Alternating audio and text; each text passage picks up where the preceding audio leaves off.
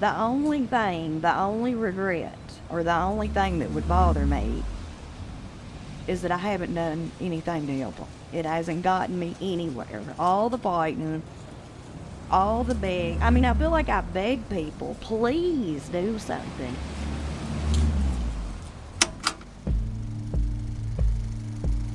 For years, story after horrifying story has come out whispering details of heinous activity going on in Kentucky's juvenile justice detention centers. Yet, unfortunately, whispers are only heard by those attempting to hear them. And if you assume anybody is going out of their way to hear about children being verbally, physically, and sexually abused, you'd be wrong. Constant reports, awareness campaigns, and repeated riots fell on deaf ears. Those who heard the issues were the ones who already knew them all too well.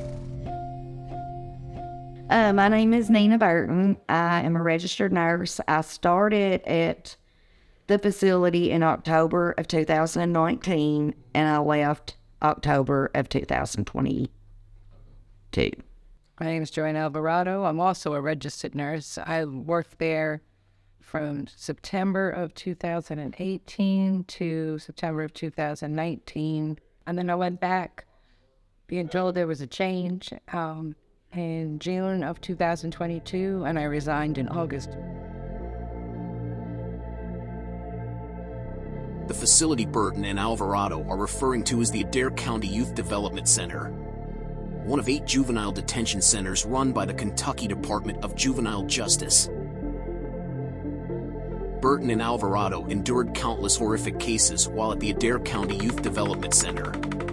However, the case of a 17-year-old girl given the alias DB stood above the rest. I saw an incident report get printed up, and I asked the supervisor, does she need a post body, which is, I'm thinking medical goes down, make sure that they're okay. We check their vitals. And it's supposed to be done immediately, as soon as possible, following any time they put hands on a youth. So I went down, I asked Mr. Hughes, and he said, probably, ma'am, but we're not opening that door.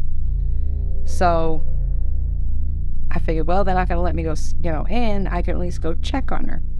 When I went down to check on her, I realized this girl she was in the window, and she wasn't herself. I knew something was wrong. She was very paranoid. She thought somebody was in the room with her.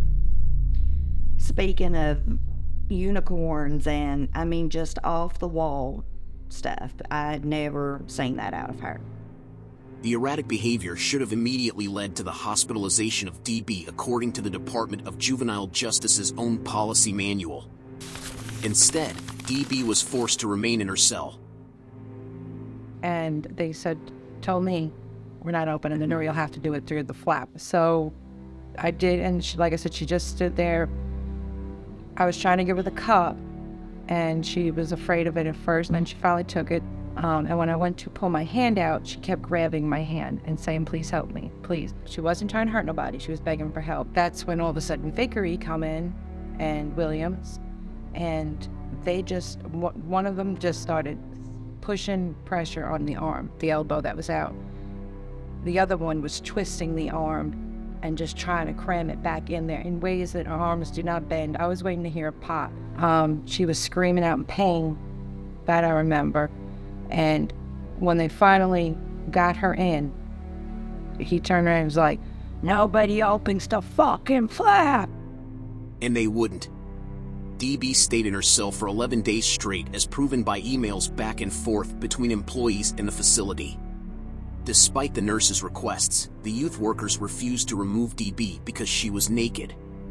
They quickly learned there were worse things. The cell was disgusting.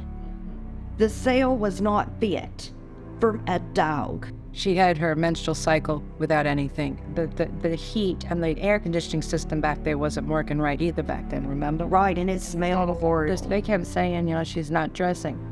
This was a youth that didn't have the capacity to even understand she wasn't dressing. She was that far gone. Worse, according to an email from Deborah Curry, the head nurse at the facility, urine and feces littered the floor. The only water in the cell was in DB's toilet, and DB was often in complete darkness. Despite the awful state of DB's cell, youth workers at the Adair County facility refused to take action. Instead, they made fun of the youth's nightmarish situation on social media. You're mocking. She couldn't take a shower if she wanted to unless you opened the door, and they wouldn't open the door. Door 26 was the door to DB's room, a door that youth workers along with leadership at the facility refused to help the nurses open. They wouldn't help us. They honestly tried to make our jobs harder. They continued to not want to open the door, not pass the medication. They stopped showing up on the units to give meds. Like, I'd have to sit there and be like, can I please get somebody down here? Go around to different units looking for somebody where normally they know that meds are going to be given at 6. This wasn't the first time employees claimed the facility fostered a bully culture. Bullying is the perfect word. Bullying is exactly what it is. It's bullying to the extreme, and it's not like any other work environment where I've ever been.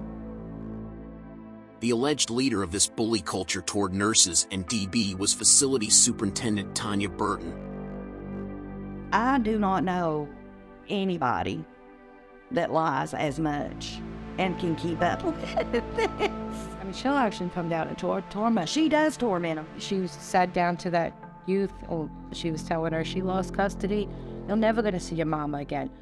Your grandmother is not going to come see you here. You're never going to see your grandmother again. You're just mad because your mama died. You're just mad. Like, she wasn't asking him, like, why he did this. She was telling him why he did it. And it makes them furious. And it's just nonsense. 11 days after Alvarado witnessed DB's arms be violently shoved back into her cell, she saw the report from the incident. The report that should have evened the scales and allowed justice to take place. Instead, the report was a work of fiction. 11 days after this, and those incident reports are supposed to be done that day. 11 days later, and when I finally had pushed and everything, all of a sudden it printed up on the report. Did not match anything that was on that camera. Camera being the key word. Every broken bone, verbal assault, and horrible memory is captured on film. And it's not even that hard to look into if what we're saying is true. The whole place is on cameras. Anything we're saying can actually be verified. Just pull the tape. If none of the accusations were true, the Department of Juvenile Justice could prove it. Instead, they refused to release the tape, stating disclosure of any video footage would compromise the safety and security of the youth, staff, and operations of DJJ youth facilities. DB's situation was an afterthought of that safety until she was taken to the hospital on July 25th, where she was diagnosed with catatonia. Yet, even at the hospital, the misconduct didn't stop. Do you just really understand why I don't want to go there? It makes me sick. Well, tell them. I Turn it all red in the face. I just don't think I can because that's horrible. DB didn't have the luxury of stepping away from the situation when it became too sickening. According to Alvarado and Burton's case against the Department of Juvenile Justice, youth worker Mr. Mullins walked behind a nurse praying with DB and began thrusting his hips at her from behind while making gestures like he was slapping the nurses behind. He did this in front of Mrs. Burton, Mrs. Settles, Mr. Vickery, and DB. Instead of spurring others into action, this incident was just another scene in a horrifying narrative. When DB returned from the hospital to Adair County, nothing had changed. Oh, it's the same old, same old. Because, like, they'd be in agreement. And then they're still arguing that she's faking. According to Alvarado and Burton's lawsuit, the doctors at the hospital prescribed Ativan for DB's condition. Yet, the youth workers at the facility refused to give DB her medicine, claiming she was faking it. She fooled the doctors at the facility she was at, the hospital. She fooled everybody. And there's nothing wrong with her. Oh, that's just too much of a stretch for me. So you're talking 6 professionals saying this girl has problems and needs help. They call Dr. Van Buren, and he goes with what Miss... And he still questions us. He said, well, what if we're wrong about this? But what if we're right? It wouldn't take long for the two to find out the answer to that exact question. After staff allegedly continued to make their jobs difficult, bully them, and carelessly antagonize the juveniles, the pair decided to resign. Alvarado turned in her resignation letter on August 1st. Burton followed her lead just a month and a half later on September 23rd. With Joanne and Nina gone and no change in leadership, the situation finally boiled over. On November 11th, a riot occurred at the detention center, resulting in a facility employee being severely beaten and a female inmate being violently sexually assaulted by other juveniles. Burton and Alvarado were anything but surprised.